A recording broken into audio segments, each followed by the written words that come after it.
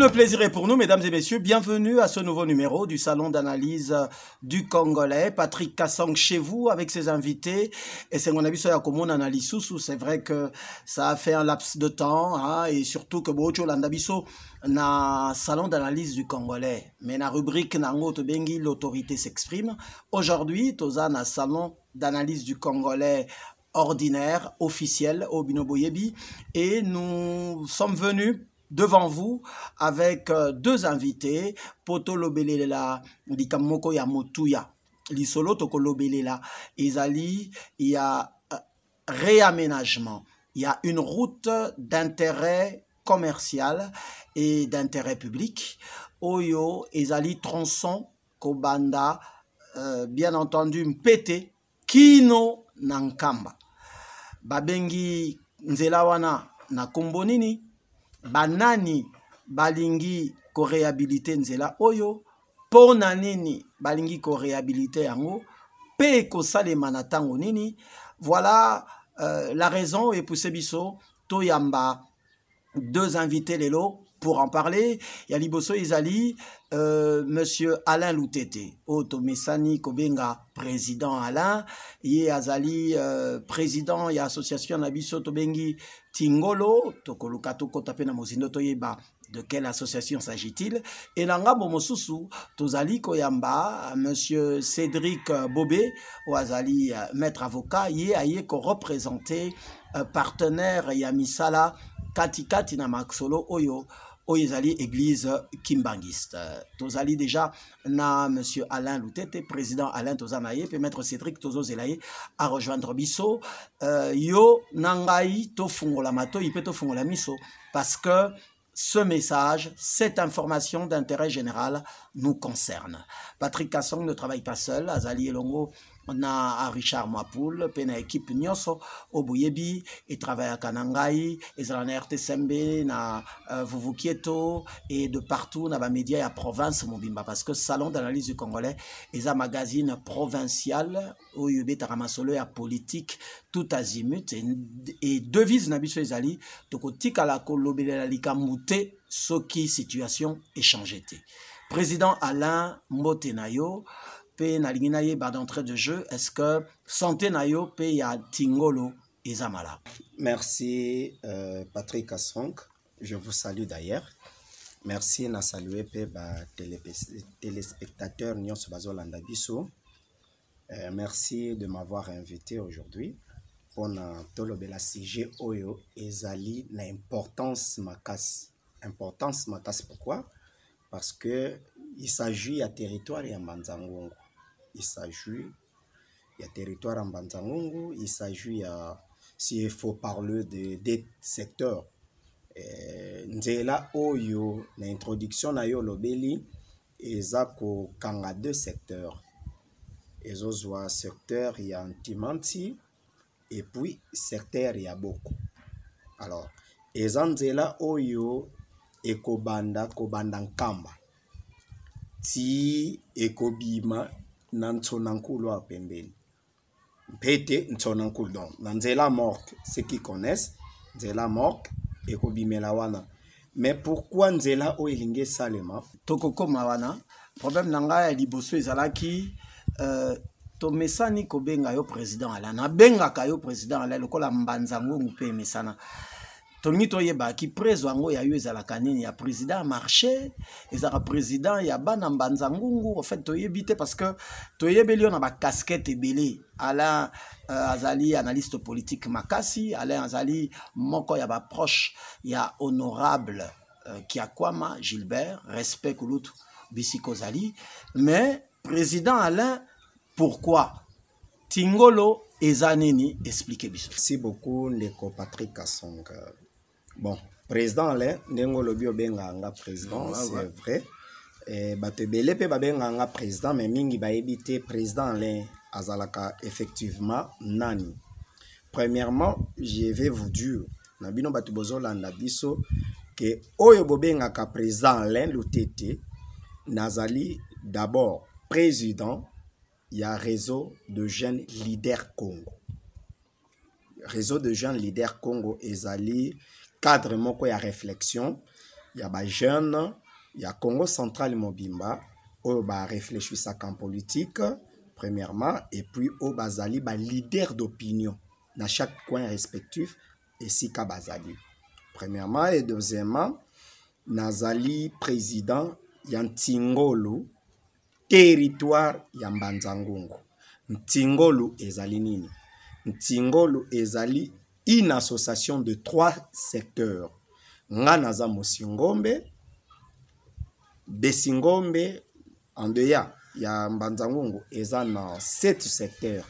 Na 7 secteurs wana, il faut bandeko bazo landa biso bayeba ke secteur ya Mbanzangungu ezalaka, territoire ya Mbanzangungu pardon ezalaka. Na 7 secteurs, mais na 7 secteurs ya Mbanzangungu toza na 4 secteurs ezali ya Bandibu et puis 3 secteurs ezali ya Besingombe. Donc tango yoki Tingolo, Tingolo signifie simplement Ntimanti, Ngombe Matadi et Lunzadi. Ce qui fait 3 secteurs oyo ya territoire ya Mbanzangungu, Besingombe Baganyaka. Donc c'est une structure qu'on appelle structure de 3 secteurs. Mais structure oyo, il y a 3 secteurs évoluaka beaucoup plus dans l'église kimbangiste. Parce que ndeko Patrick Kasson, il faut oye baboye. L'église kimbangiste existe aujourd'hui. Batu nyonso, tomona ki edingwa kenan kam, abi na Kinshasa bakosakanga. Ngana kanisaka église kimbangiste ezalaka kaka ya Bakongo. Mais nakomi a nakuti bikolo nyonso. Mais ndeko Patrick, il faut savoir ceci. Avant église kimbangiste, ezala ya bikolo nyonso. Eza d'abord église na biso Besingombe. Après, à tout seigneur, tout honneur. Ekomi ya territoire en Mbanzangungu. Après, ekomi ya province en Mbanzangungu. Ekomi ya pays mobimba et international. Ndenge Jésus-Christ ayaki pona. Merci Alain pour la précision. Oyo yope mutola ndabiso, c'est vrai que salon d'analyse du Congolais aujourd'hui tozali boyebit ba numéro na contact ezali, mais c'est parfois des thématiques que l'on choisit. Moyen topé sayo nzela obenga ou intervenir ezate, mais toutefois au koki na ba numéro na biso o echami na ba écran hein, yoebika ba numéro en route 089 99 47 700 topé 081 90 40 235 au koki ko intervenir numéro na biso 097 48 313 48 097 48 313 48 yango nde kuna eza na Facebook Light, ezali na WhatsApp, ezali na YouTube. Donc ko luka ko tinde la bisope ba voice na yo, ba texto na yo, potoye ba ko tanga na onyo so ko ba malelo afin que to bengi sali susu duo oyo to bengi si maître Cédric Bobéo azana nzela azoya pour encore représenter église kimbangiste. P, bien entendu, président Alain Loutete, Oazobe Talimasolo, il y a l'association Tingolo qui font partie intégrante, il y a Masolo, Oyotomemeli Bino. Alain Nazonye Panayo, Loutete. Nzela Wana, pourquoi 3 secteurs et longo na église, sepeli ko bongisango, idée wana nan, et ute payanay. Bon, ce n'est pas Tingolo. Nde alingi asaisanzela wana. Ça, je dois préciser que malentendu ezalate. Donc, c'est l'église kimbangiste. Parce que nzela wana ezali, tout simplement, lelo batu nyonso bakenda nkamba bayebi ke nzela ezali. Nzela emema biso to kende nkamba ezali, biflication à l'homme. Batu nyonso bayebi. Mais, batu bele pe balobaka. Pourquoi l'église kimbangiste est une grande église? Mais pourquoi Nzela? D'ailleurs, touti centenaire. Touti centenaire, tomoni ba konje belé balali na Nzela parce que état Nzela est malamuti. Alors, moi, je dois vous dire, le lot te belé remonanga na télévision, nazolo makambo église kimbangiste, nazolo makambo Ntingolo, oba ebité mona ngai na Mbanzangungu dans une autre église. Ça, je vais préciser voilà, que je suis né d'une famille kimbanguiste. De mon père, de ma mère. Belle précision. Papa nanga d'ailleurs, azala directeur monene ba école kimbanguiste. Et nabota mikunande babimisaka mwana ya 3 mois. Na ba église, nga na bima na église kimbanguiste.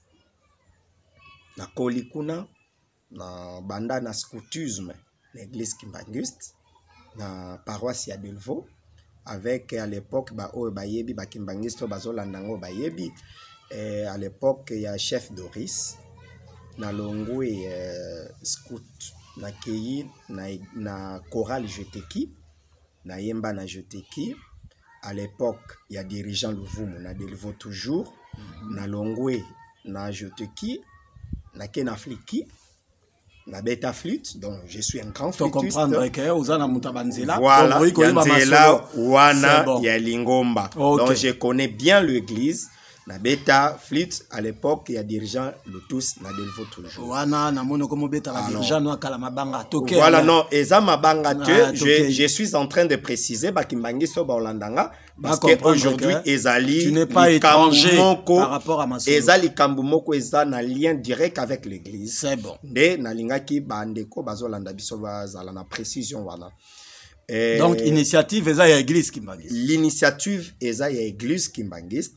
C'est l'église kimbangiste qui a décidé que lokola Papa Simon Kimbango bayaka kokanga ye na nkamba na 1921 bakangaka ye na nkamba metant bakangi na nkamba babimisaka ye na nzela ya loma te ndenge na lobi ya bifrication ya loma eza na nzela bamemelaki ye alors nzela wana eza ya pasi makasi je dis eza ya pasi makasi nga na sala nzela wana ko banda mbanzangungu ti nkamba. Je connais les difficultés en Zelawana. Alors, Papa Simon Kimbango Kiangani, le chef spirituel de l'église kimbangiste Lelo, a décidé qu'ensemble, na ba collaborateur na ye, que il faut tout ça l'anzela, oyo Papa Simon Kimbango Kendaka, tango atambola na nzela wana azalaka yakokanga mana enchaîné, balongola e bandan kamba, ti mbanzangu na kasho oyo ba ndeko ebele bayebi awa na mbanzangu nde kuna nzela lekelaka eza ya pasi makasi yango Papa Simon Kimbango Kiangani à l'occasion ya centenaire to uti ko fete nde alobaki te tika to salisa nzela wana ya mituka ebanda kokotela nde na nzela wana. En dehors de ça, tant Papa Simon alobi yango annoncé yango, tozalaki na chef de l'État.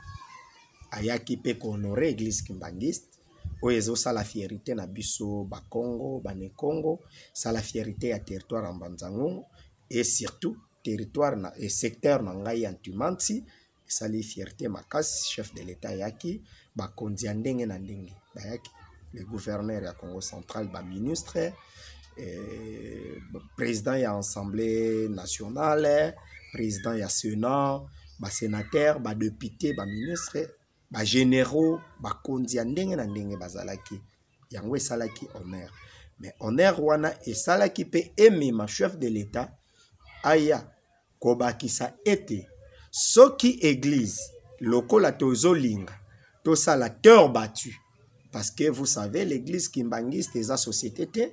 L'église kimbangiste est dépendante de bandini. Ndenge Tata Simon Kimbango en 1921 a tiqué la cabane to bandiko. Merci beaucoup, Président Alain. Yom Tolanda Biso, Zalana Esengo, ya koyeba que salon d'analyse et panabino et ils allaient ko beta l'isolo ya nzela moko ils allaient na intérêt général, mais surtout que et ko permettre à masolo ebele et bonga balobi nzela wana eza nzela oyo balongolelaka Papa Simon Kimbangu depuis nkamba kino na mbanzangu po asala prison église sepeli koluka ko réhabiliter nzela wana mais papa ala yo mtoza preso pembeni ya masolo oyo na église olingi esala ngo ndenge nini aza na partenaire aza na batu ba pembeni na ye calcul nani église alinga sala nzela ondeni na kochango goudron et andenge nini mais kana ko expliquer biso en luminaire ce qui ozana ba précision na likambango. Merci Ndeko Patrick. Église est décidée. J'avais dit que biso tozan tingolo. Ngai ale nazan tingolo, nazan mosengombe, nazan tingolo. L'église a décidé que ça l'anzela wana. Mais elle avait bien pensé que azo partenaire moko oya kosungaye pour la réalisation ya projet oyo et ça jusque les ans dans nos projets là nous tobani misala te mais d'ici là toko banda yango et d'ailleurs le 12 octobre déjà toko inaugurer nzela wana la promettre bande nyonso baza koyoka donc ngai tant que ntingolo l'église kimbangiste à l'occurrence chef spirituel à Jijaki bon à même biso na réalisation ya nini oyo mais ya projet oyo mais na projet yango a décidé ki apesa comme maître d'ouvrage structure oyo ngai nazali ntingolo voilà mais c'est Patrick Kasson et sika wapi ngana koti na masolo ya nzela donc eza projet ya église kimbangiste mais maître d'ouvrage ezali ngai ntingolo j'ai un président général qui est venu me voir pour me dire ben écoutez Alain chef spirituel a décidé boye biso par na biso ezali boye voilà un peu oyo nakoki koyebisa yo lelo. Merci président Alain pour la précision oyo bien que nayebi que comme maître d'ouvrage ezali président général Oyabino et Antingolo, toko zonga masolo na quelques temps après. Mais comme vous annoncez, mesdames et messieurs, nous recevons sur ce plateau, dans ce studio, si vous voulez, ça dépend radio, télé, modèle Marasola, Maître Cédric Bobé, qui lui représente l'église kimbangiste. Oazali, initiatrice. Il y a Masolo Oyo. Avec lui, nous aurons encore un peu plus de détails par rapport à Makamboyo. Maître Cédric Tolimbisio, c'est vrai qu'il y a moins en retard. Makambango zana makambango ninge zala kaka chaque jour. Mais Tolingotoye bananou comment santé nayo peut santé à l'église kimbangiste lelo eza ndengeni. Merci beaucoup pour cette occasion. Ndenge Bolimbisi nga pe na moins en retard. Vous voyez, faites les aléas de la vie. Effectivement. Ma santé personnellement, je vais très bien. Très bien en tout cas, de même que l'église kimbangiste va très bien. Donc, il n'y a rien à dire. Vous savez qu'il y a de cela peu de temps, nous venons de fêter un très grand événement du 6 avril qui a, nous avons commémoré les 100 ans de début des œuvres de Papa Simon Kimbangu. Donc, nous allons très bien en tout cas. Ok. Salon d'analyse, on est bilingue, on va dans tous les sens. Soki to linga mo lingala ezapo et atteindre pe bato ebele ba couche ebele na ba payo ba sepelera nango mais kingwa kapé français ça la pe ka bien ba sera couleur parce que nous pensons même aux intello route ko uta na mpete po ekweya na nsonankulu et même abiso kinon kamba. Pourquoi seulement cette route là Toyoki et pas ya président Alain Loutete que ils a parcours Oba Memelaki, Papa Simon Kimbangu, Tambakangaki Nankamba pour faire la prison. Et zala nangonzelango. L'isolango pe beta maka, yangote kutumte pekisi président de la République, que à ça la de façon que le 6 avril, pour Nabiso Namboka comme un jour férié. Pourquoi les locaux kanisanzela wana? Signification boule utiwapi parce que nous apprenons de la bouche du président Alain qui est partenaire yena ba membre association na yena makamboyo que l'idée vient de vous l'église kimbangiste. Bien évidemment, comme on dit à tout seigneur tout honneur, l'idée d'abord de faire voir à tout le monde ce qu'est le chemin de la passion. Le chemin de la passion. Oui, kombo lango yangoana. Ça dit chemin de la passion et bandi nkambati mbanzangungote. Et que ba Congo ndenge zwa ki papa kisasa mate kwa tende ti asunga Lubumbashi prison asali na ndenge azonga ki boy. C'est ce qui fait le chemin de la passion. Maintenant moi parti oyo eza awa na pa na biso na Congo central ça dit nkamba ntimbanza ngungu, le chef spirituel dans son pouvoir discrétionnaire Et spirituellement parlant, il sait que ce chemin regorge plusieurs promesses. Et que donc, et comme Ngonga Oyo, to la kisa dans le monde entier, par où est passé Papa Simon Kimbango Poya. Au-delà de ça, Nzela na aleka ka pambate. Ezaka ka Nzela muto lekaki a commune sika moko. Eza bilembo oyo asalaki na Nzela wana. Donc vous allez peut-être redécouvrir ango. Ezaka ka te alongwe kama bayemba nzangungu. Eza na bayesika mususu na nzete oyo apemelaki, nzete wana forme mukongone tikala, eza esika mususu akaki poso melamai abimisa source. Donc vous eza pe na esika mususu na mboka mususu comme atelemisa katango. Donc c'est un chemin qui a pas seulement une valeur touristique, mais également une valeur spirituelle pour peut-être biso chrétien qui mongis. Donc certaines personnes maramsus alekarana épée un sou na makuka kenape meline mai ça sera une occasion. C'est ça aussi, ça va aussi augmenter la valeur touristique ya Manzangu. Pour ne pas dire na Congo central awa. Donc c'est comme on dirait tangu totangaka lisolo en kolo yesu. Sok tozui Jordan, place miracle salimaka. Aujourd'hui, place à Zoaka baptême, mur de lamentation, ce sont des places où spirituellement touristiques. Moutou aza curieux, à qui n'est mais Moutou aza peut-être se souvenir qui n'a sika oyo et les moments que ça les marathons makamo et ça maka le lengwana. Raison pour laquelle le chef spirituel azo kindingi sawana.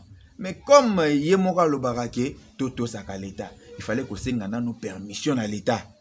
Tant que l'État accordé, après le bon d'accord, on a un banana nangai. Nasa na bango. Si qu'on repose en banane, ah, moi nangai intingolo, bozo na likambo oyo boyeba ndengini to ko sala likambo yango. Est-ce que bande konabiso ya ntingolo ba ko bénéficier dans nzela wana économiquement? Préso Alain Olobini. Est-ce que Nzela wana ezapé réellement dans ba village et ko bénéficier nango parce que biso to yebi na Congo central que Nzela zara toujours musika na ba village mais ba village nde ya ko poussa na surtout ba wenza et ya repoussa na pemé na prince. Est-ce que ça ne sera pas cette nouvelle donne oyo ekoya ou bien avantage eza mususu to yokani? D'abord bénéfice ezali na Besingombe kakate. Bénéfice ezali pe na bandeko bandibu parce que excusez-moi natangela yo natangela yo quelques villages secteur beaucoup plus relevé maître Jean-Paul notre président général à Salaki Moussala Kitoko excusez-moi natangela yo na côté ya Besingombe tozwin kamba yemoko bao bayebi parce qu'à un certain moment Patrick Kasongo ozala mwana mbanzango no to sala baki pied effectivement baki pied oyebi ki pied donc bakinyoso basala baki pied bayebi makambo mboko na otanga c'est ça du côté ya Besingombe yankamba isika to bandi to leki Lukengo toye Kintumba Kikoka Nzundu Kibula Ntseka Lumweno Kimpete mais entre Lumweno et Kimpete il y a eu un village ezala wana Kiatatu et Koufa contenu à Banzela. Voilà. Donc à l'occasion Banzela oyo tango ezozonga marché ya Kiatatu et Kozonga. Voilà. Tokeyi Ngombe. OK? Et puis Kimongo. Wow. Nde bamboka oya Besingombe na ngambo ya Besingombe. Soko leki Kimongo ano kititi ba mai wana eza bangongo nde sikoyo tango komata. Tozana Kinkengi na ngambo sikoyo ya bandibu. Voilà. Tozana Kinkenge, tozana Kimana, Mpemba.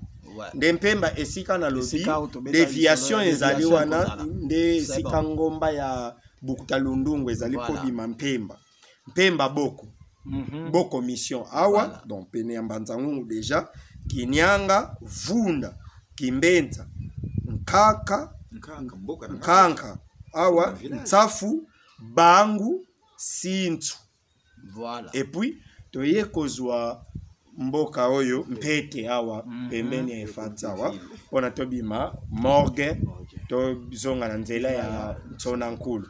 Donc intérêt économique eza makasi na ba village wana parce que ba village o eza principal mais bamboka na bakati kati ezali oyo mama azana bakwanga kuna azana 1 hectare na ye ya manioko akosala bimisi na prince poateka yo muto utaki Kinshasa oke kosomba fufu na Congo central osombi yango na prix ya côté boye menzele za malamu obimi okobebisa fufu te okobebisa safu te okobebisa linyoko te okobebisa ndunda te tomate te. Donc intérêt économique et ça makasi parce que batu basala ba tomate kuna tomate beba pam pam mais mbalo nzele za malamu. Est-ce que tomate ko beba lisusu Kinshasa bakolia malamu te basafu eza kuna mais moya ko bimisa ngo ezate manioko pondu Kinshasa bazana posa pondu.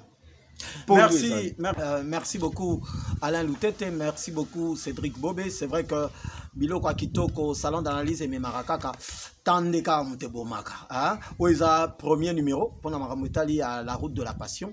Mais il y a quand même message Kouya. Avant beaucoup, il y a un message, j'ai une problématique. Biso, Banekongo, Tolingi Makambo, Mingi, parce que Tungi Sakabiso. Yango Tobandi Kobeta Nzela, ya route de la passion. Mbanzangungu tobelela toujours boko tobelela antimansi lunzadi gombe matadi metanga yokoma batu bakoma kosala batu bauta ba Kinshasa batu bauta kutu Nord Kivu po ba yosalela misala oyo ko uta Mbujimai yango siko na tuni déjà na ebandeli ya makamboyo maître d'œuvre maître d'ouvrage Jean-Paul Vatusidi otangela biso avandaka wapi aza wapi maître Jean-Paul Ango aza mutaki sasa e andenge nini aza diaspora ya Manzangungu tomi yebela parce que toyeba déjà ceux qui choix ya papa eza déjà malamu pour na relakisa ouverture. C'est vrai que l'église kimbangiste, disons-le nous, elle est universelle, mais le col s'associe dans Tingolo. Est-ce que Tingolo a réellement na kacha masolo ou bien ya masolo libanda? Ndeko Patrick Kassong, merci. Nakamwe ozamo ambanzango ebi maître Jean-Paul Vatusidi. Papa ngana mituneza yanga biano ya yo et puis simananga population. Jean-Paul, d'accord. Maître Jean-Paul Vatusidi, mon président général, c'est quelqu'un de Mbanzangungu, azalaki awakosamba na parquet na tribunal awa. Hein? Abandaki azali na cabinet moko na maître Kati. Juste liboso ya coordination ya protestant. Cabinet na bangweza wana. Il était avec nous ici à Mbanzangungu. Il habitait en Sonankulu. Mais une chose est vraie, c'est que tant que Tingolo est commis, n'a pas besoin belé. C'est que siège administratif, il fallait tout ça la capitale. Parce que Tingolo, ezaka kapona ba villageois, ezaka kapona biso ba villageois en général. Ezaka kapona ngai naza Mbanzangungu te, mais ezali pona besingombe nyonso yo ya monde. Au bas, aux États-Unis, partout. Voilà pourquoi il fallait que tu aies siège administratif na Kinshasa. Et ça demandait à ce que le président général azala Kinshasa pour coordonner, ok, Tingolo Malam. Une de ces raisons est ça là à Mbanzangungu à Kinshasa. Mais azamwa na Mbanzangungu et en dehors de ça n'enga zolo banayo. Soko za posana parce que si ko to zolo banayo azana matadi alakutana gouverneur na compte kaka ya misala oyo osala parce que ndenge maître alobaki il faut aux autorisations il y a l'état et puis donc il faut collaborer directement dans pouvoir exécutif il y a province nabiso hein, pour que makambo ezala dans la logique. Mais voilà ce qu'on a pour ça naie invité ils ont problème ce qu'on a pour ça numéro na suka ya émission on peut ça numéro alingaka media ce qu'on a pour ça au côté en profondeur oyebaye tout ça yebisanga je l'appelle après l'émission à koleka comme ça autour na ba mituna nyonso zali mais aza ouvert et puis talaka maître Jean-Paul Vatusidi Vanza yonde maître d'ouvrage salon d'analyse, il y a besoin. Il y a solo tini ba lieutenant na yo, mais yonde Mais Colonel, à savoir, toi, on a Papa besoin. Simon Kimbangu Kiangani a si confiance pendant lui. Donc Alain, il faut non Alain. il faut oyeba. Ozobotola ngai fromage na monoko. Non na linginde oyeba parce que na moni ndé to dénigrer. Te na Papa dénigrer. Simon Kimbangu Kiangani Ok. a si confiance na ye total et pas y a maître Jean-Paul Vatoussi. Ok. Pour yebi. Merci beaucoup. Na dénigrer mutute, na dénigrer mutute, mais nde nazar na besoin koyeba. Qui fait quoi? Il n'y a pas de problème. Yango sikoyo nazo ya pas ya maître Cédric Bobé pour na kotuna. Est-ce que l'église ils ont reconnaître et qui déjà allé à côté déjà ma solo awa n'habite so pour influencer yotonine. Est-ce que l'église ils ont reconnaître maître Jean-Paul Vatoussi Divanza nakati ya makamboyo? Est-ce que c'est réellement la bouche autorisée? Il y a son éminence Papa Simon. Je peux dire, comme je viens de le dire tantôt, que l'église kimbangiste est une église bien structurée. Et puis, bana, au bazar na kati ya lingomba, baebi kotosa malako ya papa. Et aujourd'hui, ceux qui tingolo, comme maître d'ouvrage, ils ont été que balali balamuki, bami beti tolo ke biso. Ils ont toujours na lotomo ya yemei. Papa Simon Kimbangu Kiangani Mwanda Velela. Donc aujourd'hui, Tingolo est au moins couvert par cette calotte-là qui est l'église. Et aujourd'hui, ceux qui vont attribuer pendant Tingolo Moussala Oyo, c'est que papa est moko ayebi capacité pe Tingolo. Ayebi ba œuvre sur terrain pe Tingolo. Donc je vous dis que l'église Kimbangi possède plusieurs structures. Eh bien, Simon Bazali, Bandi Bazali, Ujiki, Ezali, Apaki, Ezali, les scouts, MSSK. Donc, la structure est belé. Oh, rapport na bango. Maintenant, oh, babi, bon, d'accord, papa, yo kumbela biso. Même quand vous allez en Kamba, bon, mon au restaurant, on a policier, tonga. Je vous dis, même les policiers kimbangistes, ça, œuvre en Kamba. C'est-à-dire, papa Rosenga, bino bosala ngai restaurant. Bosala yango pour la communauté mobimba. Aujourd'hui, cette tâche qu'on donne en Tingolo, Tingolo ne s'est pas réveillé un bon matin, puis le bingam na osala yango. A vu vraiment ndingi, ça fait bénédiction, il y a achat spirituel. Donc, si on peut ainsi le dire, Tingolo de sala, oyo basenga qui est à sala. Papa ya ban belé, il y a 3 secteurs wana. Donc, aza papa ya ban ebele donc yende aza na mutu comme abi mutu so ko ya te mbache boyo papa oza wana ya bana kuma bana to pesi no musala oyo bosala ngo et puis na fin faut peut avoir rapport ke bokoki te na yebi ke bakokoka yango po déjà masolo eza malamu nazo suki sanayo yambona pe sa président Alain Maloba certainement a copé ça à une autre précision mais magazine na biso zo suka awa message nini yo lancé na bakimbangiste par rapport à misalo parce que to yebi que église et tchaka toujours banane liboso pour na musala oyo message nini yo lancé na bakimbangiste nyos. Personnellement na koloba na ba papa pe ba maman kimbangiste comme d'accoutumé biso toto saka oyo papa lobaka. Ce qui papa lobi biso bana to kakolaka te to salaka. Et lelo papa apesi ndingi sa tâche wana na Tingolo. To sala ndenge nini. To accompagner Tingolo. Parce que Tingolo ezane ça dit ezane Tingolo ba pesi ndeti na ndako te papa atiki mbongo pa mama lamba. Est-ce que ceux qui maman ebisi mwana tout tomate za tout te? Il faut tout. Donc c'est Tingolo ezane la tête mais biso bana ya papa oyo papa lobi. Donc ma boko na biso il faut que tu kuna pona ete musala o ya chemin de la passion et comme matina suka tu que ça papa sonité et que biso nyonso toza na contrôle wana to bénéficier pe na nzela wana et puis ba retombée économique et ya pas la biso poto sepela. Le même message, pas le même message, mais le même temps de message, tu peux si on peut président Ala, il y a Tingolo, et ce qui précision Zali par rapport à Yamaloba Souka, il a mis pour na moni le kola, mituna n'a pas touché président na yo et ça le on dirait président sur le bité à Rico Longolo na msala, donc yo yebi ça biso précision à Souka et puis message pour naba Ntingoloa naba Ntingoloa Zanyos. Merci Ndeko Patrick. Kassong, nalingi na préciser d'abord au maître Autoloba. Oui. Papa apesi musala et pas ya président général ti. Papa apesi musala oyo na ntingolo. Ok. Na spiritualité na ye, ayebi force ya ntingolo. Ce que représente cette structure ntingolo. Voilà une de ces raisons. Apesi na ntingolo. Mais ntingolo, papa ne pouvait pas nous appeler tous. On a aux États-Unis, Kinshasa, Matadi, Boma, partout dans le monde. C'est à travers notre président général qui est aussi kimbangiste que papa a vu à l'obi à maître yomutokumba kabana na yo antingolo kende yebisa bango ke musala oyo boye zana mutu na bino ngai na ko accompagner bino kaka mais bino bokendi bosala projet ya nzela oyo. Voilà une de ces raisons moni awa na papier awa maître Jean-Paul Vatoucide.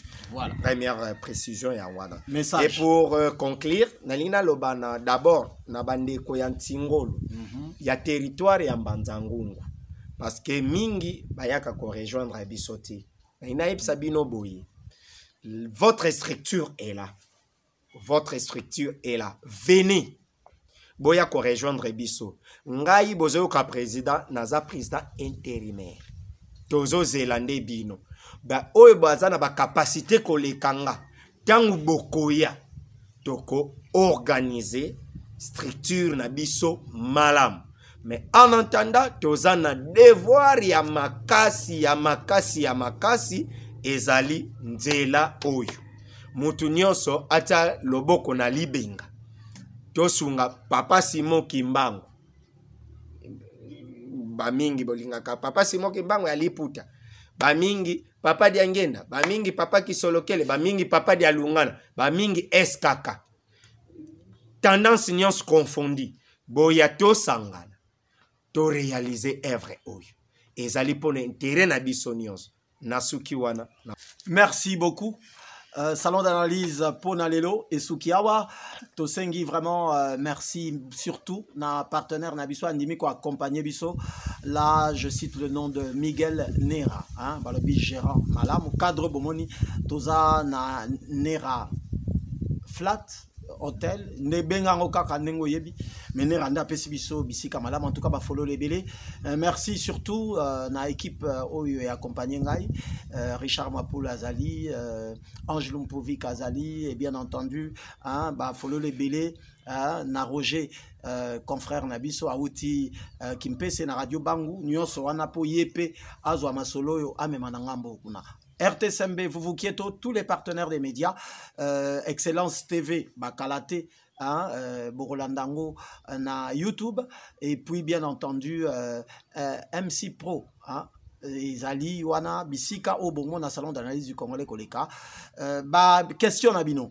Ba considération par rapport à ce sujet yo botin de la biso na ba voix nyonso boyebi ba numéro na biso na au bas de l'écran ba numéro na biso na générique na biso ba numéro na biso pezali individuel toko yamba bino na nzela WhatsApp Facebook nyonso potomonana.